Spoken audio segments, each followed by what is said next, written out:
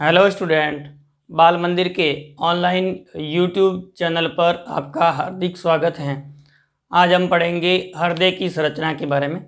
ध्यान दें, हृदय मनुष्य के अंदर जो हृदय होता है वह किस प्रकार का होता है, उसकी संरचना किस प्रकार की होती है। तो ध्यान दीजिए कि मनुष्य के अंदर हृदय होता है, यह एक पेशीय अंग होता है, यानी पेशियों से निर्मित होता है। तो मनुष्य का हृदय एक पेशीय अंग होता है, पेशियों से निर्मित होता है। और हृदय की जो पेशियां होती हैं उन पेशियों को हम क्या कहते हैं, हृदय पेशियां कहते हैं, उससे निर्मित होता है। तो और आप ध्यान देंगे तो ये एक प्रकार का खोखला अंग है, और आप ध्यान देंगे तो यह एक मांसल अंग है, और यह गुलाबी रंग का होता है। तो खोखला, मांसल एवं गुलाबी रंग की जो पेशीय अंग होता है उसे हम हृदय कहते हैं। तो हृदय किसे कहेंगे, पेशीय अंग होता है जो खोखला, मांसल एवं गुलाबी रंग का होता है। अब ध्यान दें, हृदय होता है उसकी उत्पत्ति किस प्रकार से होती है। तो देखिए, हृदय होता है उसकी उत्पत्ति होगी वह भ्रूणीय मीजोडर्म से होती है। तो उससे उत्पत्ति को हम क्या कहेंगे, मीजोडर्मल। तो इसकी उत्पत्ति किस प्रकार की होगी, मीजोडर्म से होती है, मीजोडर्मल होती है।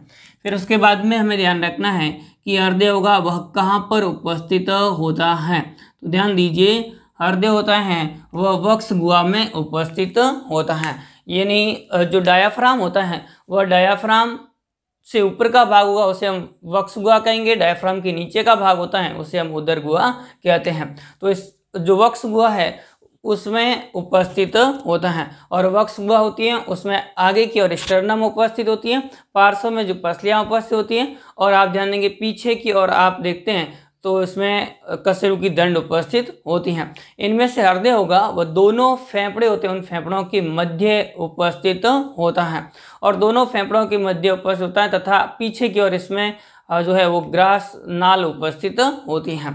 और आप ध्यान देंगे तो आपको ध्यान रखना है पार नीचे की ओर तनुपट उपस्थित होता है। इस प्रकार से घिरी हुई संरचना होती है उसे हम क्या कहते हैं, हृदय कहते हैं। तो हृदय कहाँ पर होता है, दोनों फेफड़ों के मध्य वक्ष गुहा में उपस्थित होता है। तो वक्ष गुहा में दोनों फेफड़ों के मध्य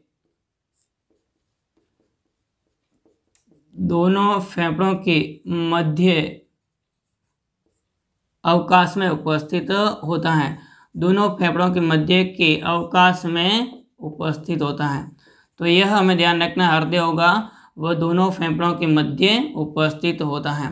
और हृदय की संरचना की बात करें तो यह हृदय होता है वह त्रिकोणाकार आकृति का होता है, यानी ऊपर से आप ध्यान देंगे त्रिकोणाकार आकृति का होता है, और नीचे की ओर ये शंक्वाकार आकृति का होता है। नीचे से किस प्रकार हुआ, शंक्वाकार, अग्रभाग में त्रिकोणाकार आकृति का होता है। एवं इसकी आकृति होती है वो मानव में मुट्ठी के समान होती हैं, मानव के मुट्ठी के समान इनकी आकृति होती हैं। तो एक बंद मुट्ठी के समान इसकी क्या होगी, आकृति होती है। फिर उसके बाद में हम देखते हैं कि हृदय होगा उस हृदय के बाहर की ओर का आवरण उपस्थित होता है, और हृदय के बाहर का जो दोहरी झिल्ली में आवरण होता है, हृदय के बाहर दोहरी झिल्ली में आवरण होता है, और उसे हम क्या कहते हैं, हृदयावरण कहा जाता है। हृदयावरण कहेंगे या इसे हम पेरिकार्डियम कहा जाता है। तो हृदयावरण या पेरिकार्डियम नाम से जाना जाता है। यह दोहरी झिल्ली युक्त होता है। किस प्रकार का होता है, दोहरी झिल्ली में आवरण होता है। तो हृदय दोहरी झिल्ली में आवरण से घिरा हुआ रहता है, और इस दोहरी झिल्ली में आवरण होता है उस आवरण के बीच में जो अवकाश होता है, और इस बीच के अवकाश को हम आप ध्यान देंगे तो उसे हम पेरिकार्डियम गुहा कहते हैं। इनके बीच का अवकाश होता है, और इस अवकाश को हम क्या कहते हैं, तो आपको जानना, परिहृदय गुहा या पेरिकार्डियम गुहा कहा जाता है। तो इस प्रकार से पेरिकार्डियम गुहा के नाम से इसे जाना जाता है, या परिहृदय गुहा कहा जाता है। और इस परिहृदय गुहा होती है, इस गुहा के अंदर एक तरल पदार्थ भरा हुआ रहता है। यानी इस गुहा में कौन सा पदार्थ भरा रहेगा, एक तरल पदार्थ भरा रहता है, और इसके अंदर जो तरल पदार्थ भरा हुआ रहता है उस तरल पदार्थ को हम क्या कहते हैं, तो आपको ध्यान रखना, इसमें तरल पदार्थ भरा हुआ रहता है, और इस तरल पदार्थ को हम परिहृदय द्रव कहते हैं। क्या कहेंगे, परिहृदय द्रव कहा जाता है। तो इस प्रकार से परिहृदय द्रव के नाम से इसे जाना जाता है, परिहृदय द्रव या तरल कहा जाता है। और परिहृदय द्रव या तरल होता है यह मुख्य कार्य क्या क्या करता है, इसके कार्य आपको ध्यान रखना है। तो इसमें पहला कार्य आपको ध्यान रखना है, बाह्य आघातों से हृदय की रक्षा करता है, यानी बाह्य आघातों से रक्षा करता है, बाह्य आघातों से हृदय की रक्षा करता है, बाह्य आघातों से हृदय की रक्षा करता है। तो बाह्य आघातों से हृदय की रक्षा करने का कार्य इस परिहृदयी द्रव के द्वारा किया जाता है, यानी हृदय के बाहर के आवरण को हृदय आवरण, और हृदय आवरण में जो बीच की गुहा होती है उसे हम पेरिकार्डियम गुहा कहेंगे, और पेरिकार्डियम गुहा होगी उसके अंदर द्रव्य और परिहृदय द्रव्य, और उस द्रव्य में 3 मुख्य कार्य आपको ध्यान रखना है। दूसरा आपका हृदय को नम बनाए रखता है। यह हृदय को कैसा बनाए रखता है, तो आपको ध्यान रखना है नम बनाए रखता है। तो यह हृदय को नम बनाए रखता है। तो दूसरा कार्य हमें ध्यान रखना है, हृदय को नम बनाए रखता है तथा हृदय की दोनों झिल्लियों को आपस में चिपकने से रोकता है। हृदय को नम बनाए रखता है तथा हृदय की दोनों झिल्लियों को चिपकने से रोकता है। तीसरा कार्य इसका हमें ध्यान रखना है, यह हृदय एवं पार्श्व ऊतकों की भित्तियों के मध्य घर्षण को कम करता है। तो यह हृदय संकुचन के समय, जब हृदय लगातार संकुचन होता है तो संकुचन और शीतलन होने के फलस्वरूप घर्षण होगा।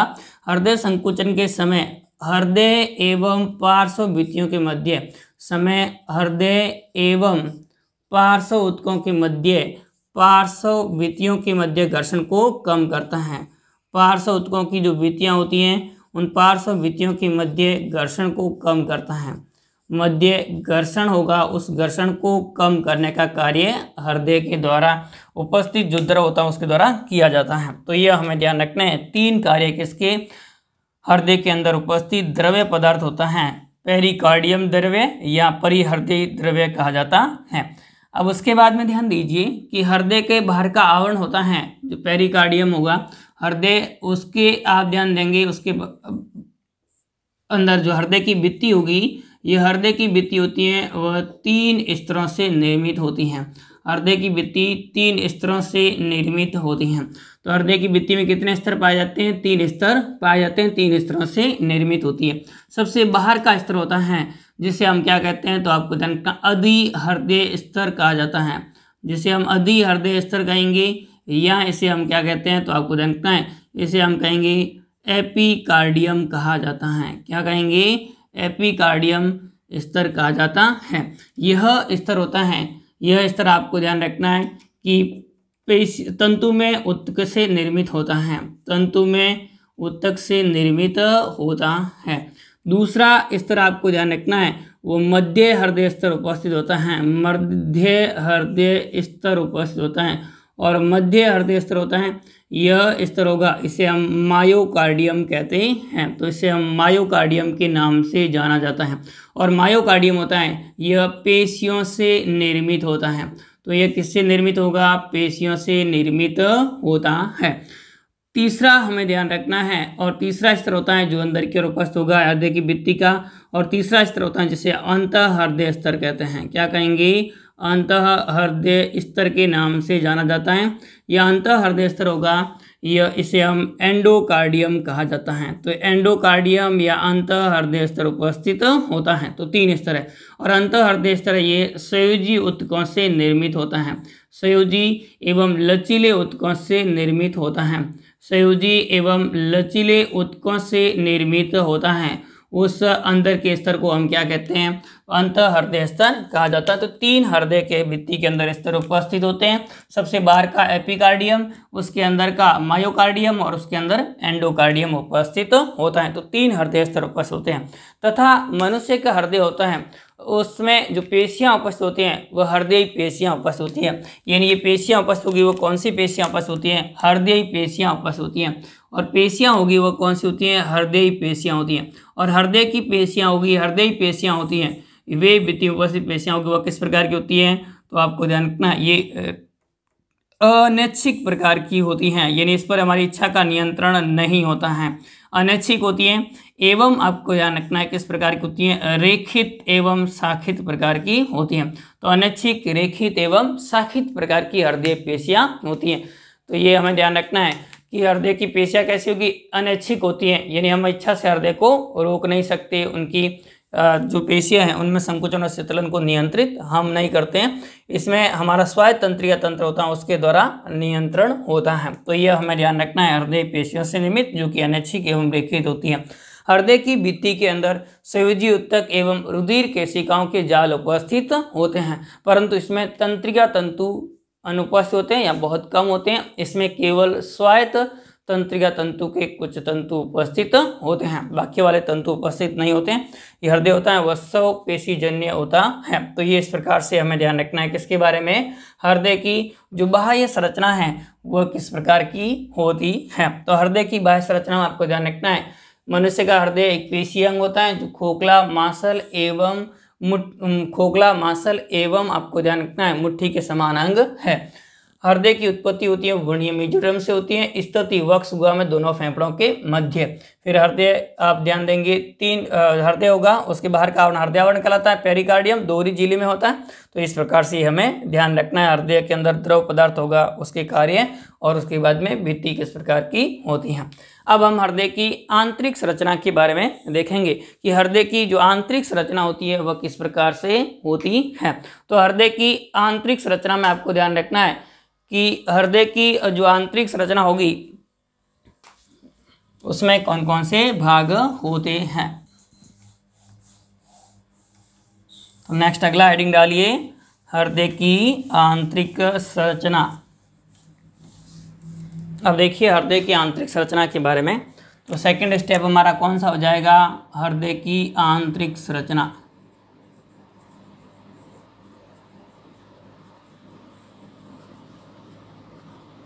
आंतरिक संरचना, तो हृदय की आंतरिक संरचना में आपको ध्यान रखना है कि हृदय की आंतरिक संरचना होती है वह अब 4 कक्षों से निर्मित होती हैं।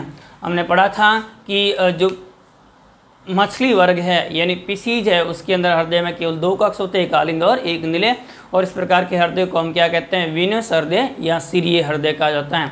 जबकि आप देखते हैं एम्फीबिया या मेढक के अंदर आप देखते हैं तो 3 हृदय के कोष्ठक उपस्थित होते हैं, 2 निलय उपस्थित होते हैं और 2 आलिंद उपस्थित होते हैं और 1 निलय उपस्थित होता है।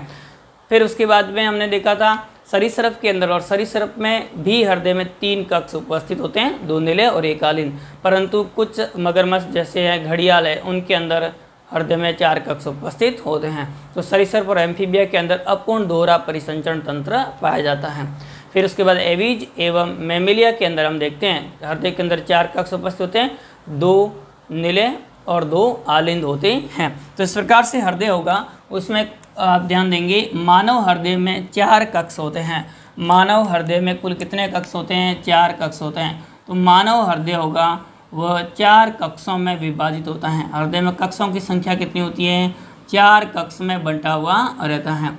उसमें से आप ध्यान देंगे ऊपर के 2 कक्ष होते हैं, ऊपर की ओर 2 कक्ष होते हैं जो कि पतली झिल्ली युक्त होते हैं एवं अपेक्षाकृत छोटे होते हैं, उन्हें हम आलिंद कहते हैं। तो ऊपरी जो अपेक्षाकृत छोटे एवं पतली भित्तियुक्त जो कक्ष होते हैं उन्हें हम आलिंद कहते हैं, बायां आलिंद एवं दायां आलिंद। तथा नीचे की ओर के 2 अपेक्षाकृत बड़े एवं मोटी भित्तियुक्त संरचनाएं होती है, कक्ष होते हैं, उन्हें हम निलय कहते हैं। तो एक निलय हो जाएगा दायां निलय और दूसरा आपको ध्यान रखना है बायां निलय। तो इस प्रकार से 2 प्रकार के निलय हो जाएंगे और 2 क्या होते हैं, आलिंद होते हैं, दायां आलिंद और बायां आलिंद, दायां निलय और बायां निलय। तो कुल मिलाकर के कितने कक्ष होते हैं, 4 कक्ष उपस्थित होते हैं। इनमें से सबसे बड़ा कक्ष होता है वो कौन सा होता है, बायां निलय होता है, जो कि हृदय की वृद्धि होने के फलस्वरूप कार्डियक नोच का निर्माण करते हैं। यानी मनुष्य के अंदर हृदय होता है वह हृदय बाईं ओर थोड़ा सा झुका हुआ होता है और बाईं ओर के फेफड़े के अंदर यह झुका हुआ होता है और उसमें दाब का निर्माण करता है, खांच का निर्माण करता है। वो खांच होती है और कोरोनरी जो खांच होगी या नोच होती है उस नोच के कारण से ये बायां निलय होगा वह आपको आकार में अपेक्षाकृत बड़ा होता है तथा पूरे शरीर में रुधिर को पंप इसी के माध्यम से किया जाता है। तो इस प्रकार से ये हमें ध्यान रखना है किसके बारे में, मनुष्य के हृदय में कुल कितने कक्ष होते हैं, 4 कक्ष होते हैं, 2 आलिंद ऊपर की ओर और 2 निलय उपस्थित होते हैं। फिर उसके बाद में हमें ध्यान रखना है कि जो हृदय है उसमें एक और के आलिंद एवं निलय के बीच में खांच पाई जाती है। ये इस प्रकार से खांच उपस्थित होती है। तो आपको क्या ध्यान रखना है, एक और के आलिंद एवं निलय के बीच में खांच उपस्थित होती है और इस खांच को हम कोरोनरी सकल्स कहते हैं। तो इस खांच को हम किस नाम से जाना जाता है, कोरोनरी सकल्स, या आपको देखना है जो हृदय में आलिंद और निलय के मध्य है तो इसे आलिंद निलयी खांच भी कहा जा सकता है। आलिंद निलयी खांच कह सकते हैं या इसे हम क्या कहेंगे, कोरोनरी सकल्स कहते हैं। तो एक और के आलिंद एवं निलय होते हैं, उनके बीच में एक दरार उपस्थित होती है और इस दरार को हम क्या कहते हैं, आलिंद निलयी दरार या कोरोनरी सकल्स कहते हैं। तो इन एक और के आलिंद और निलय होगा, उसके मध्य की जो दरार होती है उस दरार को हम क्या कहते हैं, आलिंद निलयी दरार कहते हैं। आलिंद निलय दरार कहा जाता है। या आप ध्यान देंगे इस दरार को हम किस नाम से जानते हैं, कोरोनरी सकल्स के नाम से जाना जाता है।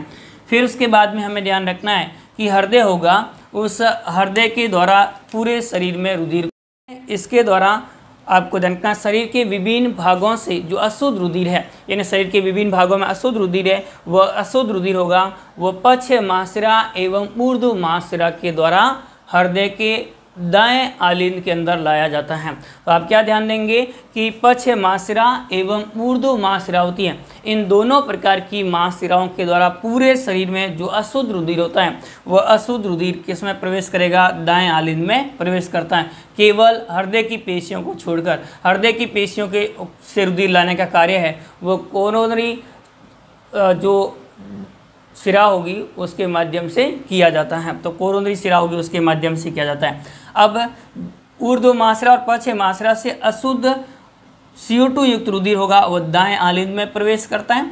दाएं आलिंद में प्रवेश करने के बाद में यह रुधिर होगा वह दाएं आलिंद से दाएं निलय के अंदर प्रवेश करता है। दाएं निलय में प्रवेश करने के बाद में इसमें जो त्रिवलनी कपाट होंगे वो बंद हो जाते हैं और त्रिवलनी कपाट बंद होने के बाद में जो है दाएं निलय के अंदर संकुचन होगा और दाएं निलय के संकुचन होने के फलस्वरूप यह फुफ्फुसीय धमनी चाप होता है, वो फुफ्फुसीय धमनी चाप में रुधिर होता है वो प्रवेश करता है और फुफ्फुसीय धमनी चाप से रुधिर होगा वह आगे फुफ्फुसीय धमनी दो भागों में बढ़ जाती है, बाईं फुफ्फुसीय धमनी और दाईं फुफ्फुसीय धमनी, और इन बाईं फुफ्फुसीय धमनी और दाईं फुफ्फुसीय धमनी से होते हुए रुधिर है वह फेफड़ों या फुफ्फुस तक पहुंच जाता है। तो यहाँ से रुधिर कहाँ तक पहुँच जाएगा, फेफड़ों या फुफ्फुस तक पहुँच जाता है।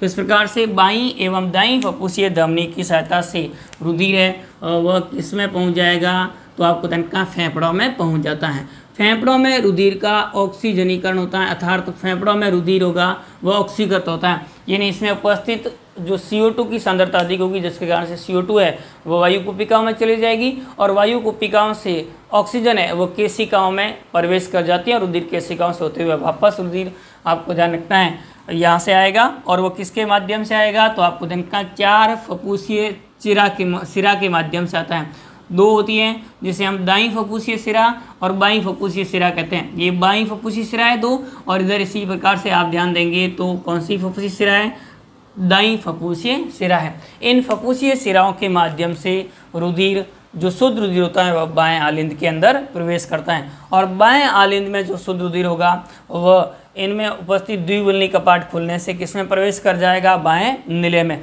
और बाएं निलय से रुधिर है वह किसमें प्रवेश करेगा, तो आपको महाधमनी, और महाधमनी से पूरे शरीर में पंप कर दिया जाता है। तो हृदय की पेशियों को छोड़कर पूरे शरीर में रुधिर का पंप होता है, वो इसी प्रकार से होता है, इस हृदय के द्वारा होता है। फिर उसके बाद में देखिए हृदय की जो आंतरिक संरचना होती है वह आंतरिक संरचना यानी हृदय की आंतरिक संरचना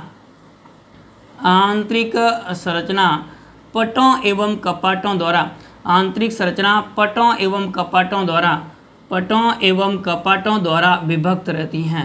तो आंतरिक संरचना होगी वो पटों एवं कपाटों द्वारा आपस में क्या रहती है, विभक्त रहती है, बंटी हुई रहती है, ये अलग अलग कक्षों के रूप में बंटा हुआ रहता है। अब इसमें देखिए आप कि जो आलिंद है, दायां आलिंद एवं बायां आलिंद होता है, उनके मध्य का जो पट उपस्थित होता है ये पेशियों से बना हुआ, इनके बीच का जो पट उपस्थित होता है जो कि दायां आलिंद एवं बायां आलिंद को पृथक करता है, इनके मध्य के पट होगा उसे हम क्या कहेंगे, तो आपको अंतर आलिंदी पट कहा जाता है। इस पट को हम क्या कहेंगे, अंतर आलिंदी पट कहा जाता है। तो इसमें बीच में पट उपस्थित होगा, उस पट को किस नाम से जाना जाता है? अंतर आलिंदी पट कहा जाता है। और ये अंतर आलिंदी पट होता है वो किन के मध्य है? दाएं और बाएं आलिंद के मध्य उपस्थित है। अब ध्यान दीजिए, अंतर आलिंदी पट होता है, इस पट पर एक अंडाकार ग्रत उपस्थित होता है। एक अंडाकार क्या उपस्थित होता है? तो आपको अंडाकार ग्रत उपस्थित होता है। और इसमें जो अंडाकार ग्रत उपस्थित होता है उस ग्रत को हम क्या कहते हैं? तो आप ध्यान देंगे, इस ग्रत को हम कहते हैं फोसा ओवेलिस कहा जाता है। तो दाएं एवं बाएं आलिंद के मध्य उपस्थित अंतर आलिंदी पट पर एक अंडाकार ग्रत होता है और इस ग्रत को हम फोसा ओवेलिस कहते हैं। तो इस ग्रत को हम किस नाम से जाना जाएगा? फोसा ओवेलिस के नाम से जाना जाता है या अंडाकार ख्यात के नाम से जाना जाता है। ये अंडाकार खात होती है, इसमें जब शिशु भ्रूणीय अवस्था में होता है, भ्रूणीय अवस्था में होता है, उस दौरान इस फोसा ओवेलिस या अंडाकार खात होती है, उस खात में एक छिद्र होता है। यानी भ्रूणीय अवस्था में इसमें क्या होगा? एक छिद्र होता है। और भ्रूणीय अवस्था में जो एक छिद्र उपस्थित होता है उस छिद्र को हम क्या कहते हैं? तो आपको ध्यान रखना है, फोरामेन ओवेलिस कहा जाता है। भ्रूणीय अवस्था में इसमें एक छिद्र उपस्थित होता है और इस छिद्र को फोरामेन ओवेलिस कहा जाता है। तो भ्रूणीय अवस्था में इसमें छिद्र उपस्थित होता है जिसे हम क्या कहते हैं? फोरामेन ओवेलिस कहते हैं। यानी यहाँ पर जब भ्रूणीय अवस्था में शिशु होता है उस भ्रूणीय अवस्था के अंदर इसमें छिद्र उपस्थित होते हैं जिसके माध्यम से रुधिर है वो शरीर के विभिन्न भागों से किसमें आएगा? दाएं आलिंद से सीधे किसमें पंप कर दिया जाता है? बाएं आलिंद में प्रवेश कर जाता है। तो आप ध्यान देंगे, फोरामेन ओवेलिस नामक छिद्र उपस्थित होता है जिसके द्वारा दाएं आलिंद से रुधिर बाएं आलिंद में सीधे प्रवेश कर जाता है। क्योंकि इस समय हमारे फेफड़े होते हैं वह सक्रिय नहीं होते हैं, जिसके कारण से जो रुधिर वो सीधा किसमें प्रवेश कर जाएगा? दाएं आलिंद से बाएं आलिंद के अंदर प्रवेश कर जाता है। जो राइट है एट्रियम उससे लेफ्ट एट्रियम में प्रवेश कर जाता है। फिर उसके बाद में आपको ध्यान रखना है, ये तो एक पहला प्रकार का पट हो गया, वो कौन सा हो गया? अंतर आलिंदी पट। उसके बाद में आपको ध्यान रखना है, दोनों नीलों के मध्य पट उपस्थित होता है और इस नीले के मध्य पट उपस्थित होता है उसे हम क्या कहते हैं? अंतर नीलेयी पट कहा जाता है। दोनों नीलों के मध्य उपस्थित पट को, जो कि नीलों को पृथक करते हैं, उसे हम क्या कहेंगे? अंतर नीलेयी पट कहा जाता है। तो ये दोनों नीलों को पृथक करने का कार्य करता है, वह कौन सा करेगा? अंतर नीलेयी पट करते हैं। फिर उसके बाद में अगला हमें ध्यान रखना है कि एक और के उपस्थित आलिंद एवं निलय होता है, उनके मध्य पट उपस्थित होता है, उसे आलिंद निलयी पट कहा जाता है। तो इनके मध्य पट उपस्थित होगा उसे हम क्या कहेंगे? आलिंद निलयी पट कहा जाता है। तो उसके बाद में आपको ध्यान रखना है, एक और के आलिंद एवं निलय होता है, उनके मध्य पट उपस्थित होता है, उसे हम क्या कहेंगे? आलिंद निलयी पट कहा जाता है। तो ये पट उपस्थित है, ये पट कौन सा हो जाएगा? आलिंद निलयी पट उपस्थित होता है, आलिंद निलयी पट उपस्थित होता है।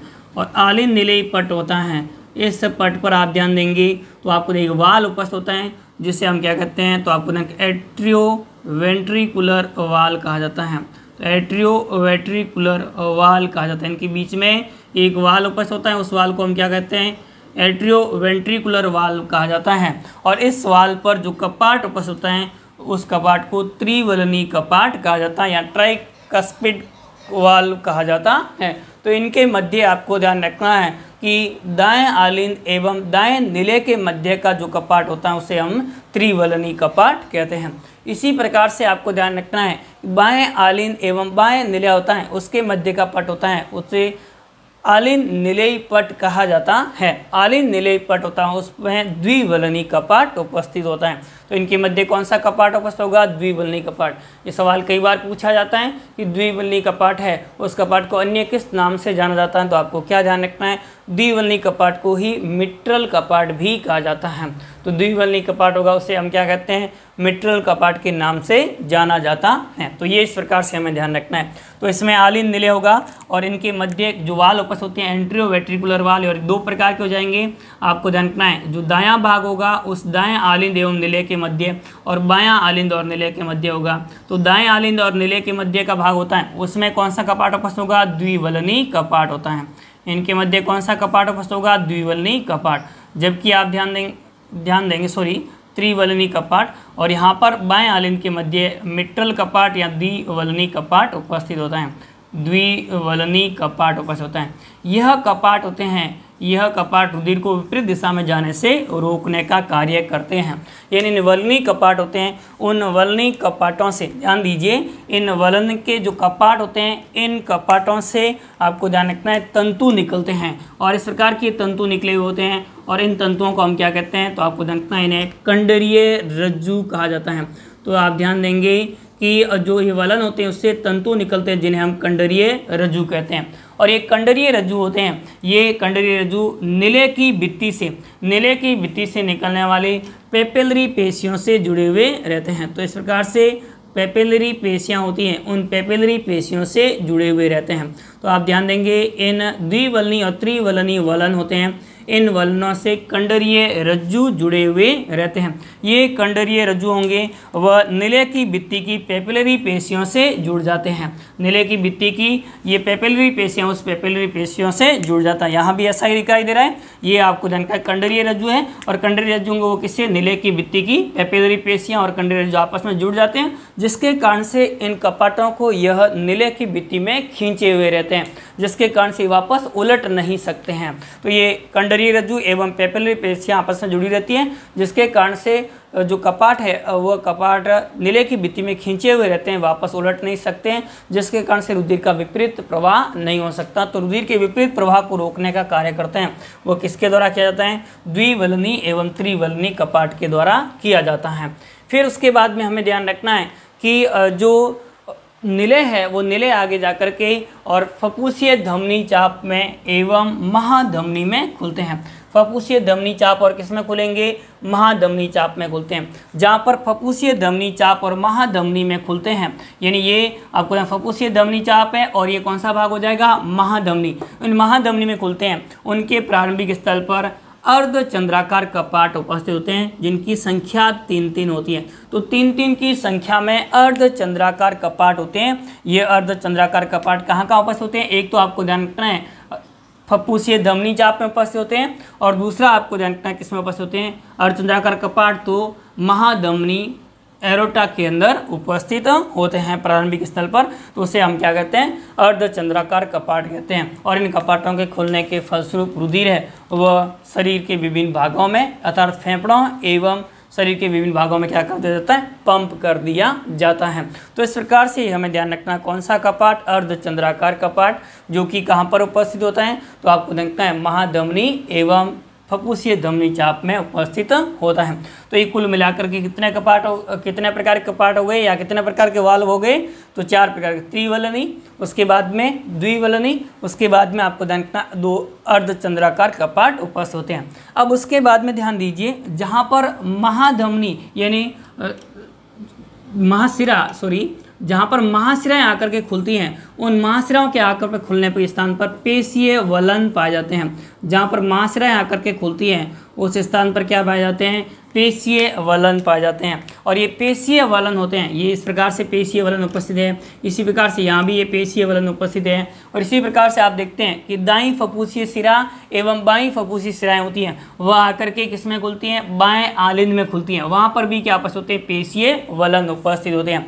ये पेशीय वलन होते हैं, ये रुधिर को पुनः शिराओं में जाने से रोकने का कार्य करते हैं। रुधिर को पुनः शिराओं में जाने से रोकते हैं, पुनः शिराओं में जाने से रोकते हैं, पुनः शिराओं में जाने से रोकते हैं। उसे हम क्या कहेंगे, तो पेशीय वलन कहा जाता है। और पेशीय वलन होगा उसकी सहायता से रुधिर है वह पुनः शिराओं में प्रवेश नहीं कर सकता है। तो ये इस प्रकार से वलन होंगे, वो कहाँ पर उपस्थित होंगे, तो आपको ध्यान रखना है इस जो जहाँ पर आकर के और ये दोनों खुलते हैं उस स्थान पर उपस्थित होते हैं। यानी पश्चिम महाशिरा और ऊर्ध्व महाशिरा खुलती हैं, या फिर बाईं फपूसीय शिरा और दाईं फपूसीय शिरा बाएं आलिंद में जाकर के खुलती हैं, उस स्थान पर उपस्थित होते हैं। ये भी कंडरीय रज्जुओं से जुड़े हुए रहते हैं।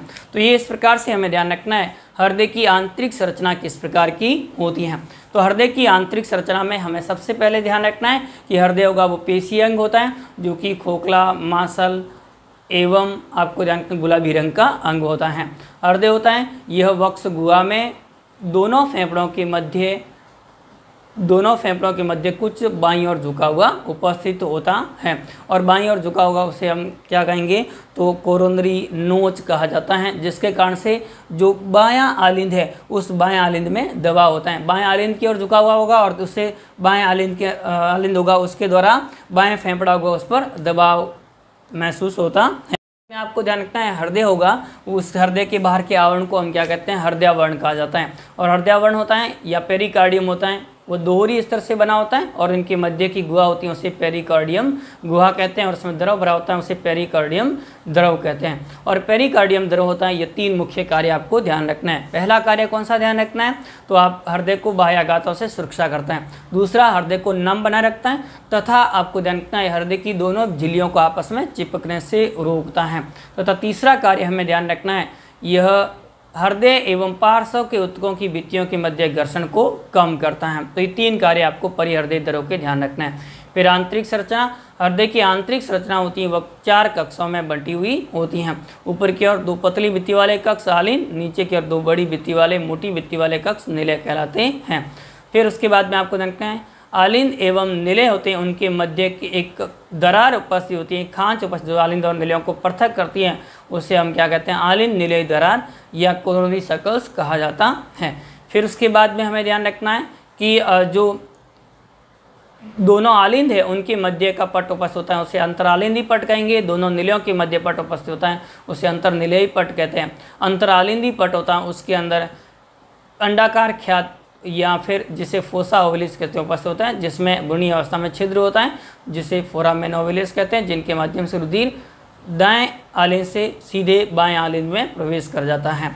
फिर उसके बाद में हमें ध्यान रखना है कि रुधिर होगा, उस रुधिर का पंप कैसे होता है, तो ऊर्ध्व महाशिरा एवं पश्चिम महाशिरा से शरीर के सभी भागों से रुधिर को दाएं आलिंद में लाया जाता है। दाएं आलिंद के बाद में त्रिवलनी कपाट खुलने से रुधिर दाएं निलय में प्रवेश कर जाता है। दाएं निलय में संकोचन होने से रुधिर है वह फुफ्फुसीय धमनी चाप की सहायता से या क्रमशः अपनी ओर की जो फुफ्फुसीय धमनी होगी, बाईं फुफ्फुसीय धमनी और दाईं फुफ्फुसीय धमनी के द्वारा बाईं फुफ्फुसीय धमनी से बाएं फेफड़े में, दाईं फुफ्फुसीय दाएं फेफड़े में, इस प्रकार से फेफड़ों में पहुंच जाता है। और फेफड़ों या फुफ्फुस के अंदर इनका शुद्धिकरण होता है, और शुद्धिकरण होने के बाद शुद्ध रुधिर होगा वो पुनः बाईं फुफ्फुसीय सिरा एवं दाईं फुफ्फुसीय सिरा के माध्यम से बाएं आलिंद के अंदर प्रवेश कर जाता है। बाएं आलिंद से रुधिर द्विवलनी कपाट खोलने से बाएं निलय में प्रवेश करेगा, और बाएं निलय में संकुचन होने से रुधिर है वह महाधमनी की सहायता से शरीर के विभिन्न भागों में पंप कर दिया जाता है। 4 प्रकार के कपाट हमें मुख्य रूप से ध्यान रखना है, त्रिवलनी कपाट दाएं आलिंद और दाएं निलय के मध्य, द्विवलनी कपाट बाएं आलिंद और बाएं निलय के मध्य, अर्धचंद्राकार कपाट तो आपको जनका फुफ्फुसीय धमनी चाप एवं महाधमनी के प्रारंभिक स्थल पर उपस्थित होते हैं। फिर पेशीय वलन तो जहाँ पर महाशिराएं आकर के खुलती हैं उस स्थान पर उपस्थित होते हैं। तो ये इस प्रकार से हमारा जो हृदय है उसकी आंतरिक संरचना किस प्रकार की होती है उस बारे में हम डिटेल से अध्ययन किया है। नेक्स्ट अगली क्लास में हम हृदय की क्रियाविधि के बारे में अध्ययन करेंगे।